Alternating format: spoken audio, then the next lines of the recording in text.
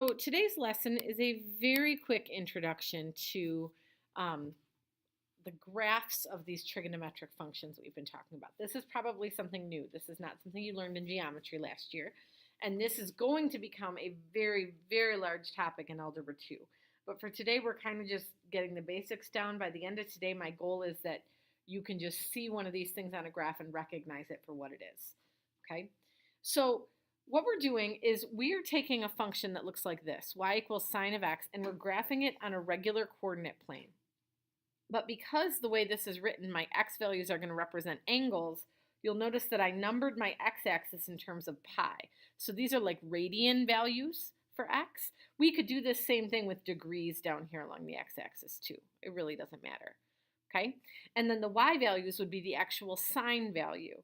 And you'll notice that my graph, the highest it goes up is +1 and the lowest it goes down is -1.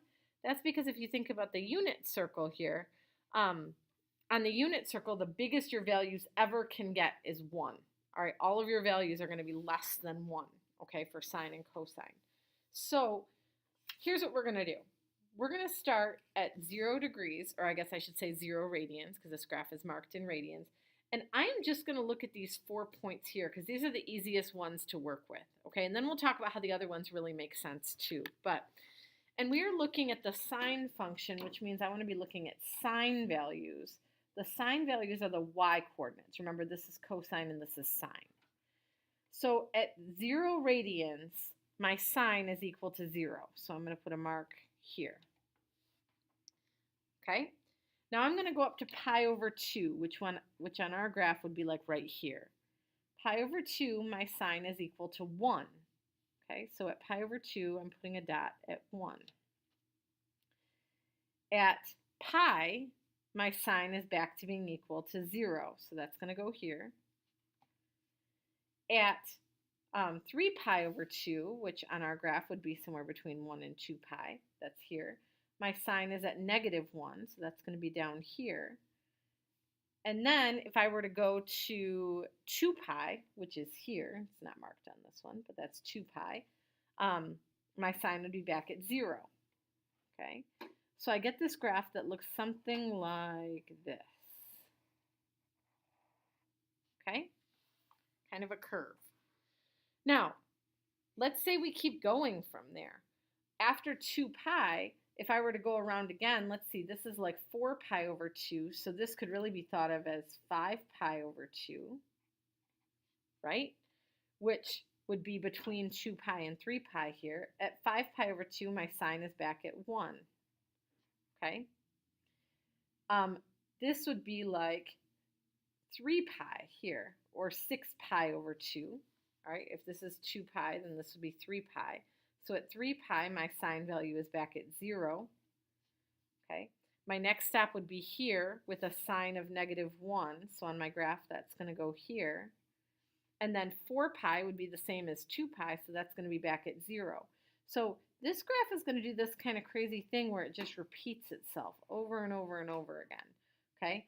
If you had to guess, this next point is going to be up here. And then we could keep going from there. We could also talk about this with negative angles, right? So negative pi over 2 would be here.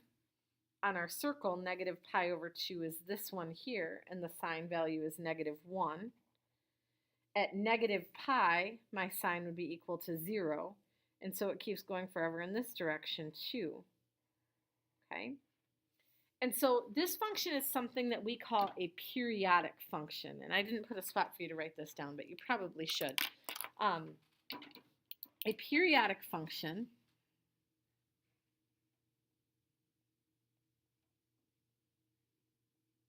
is any function that repeats itself.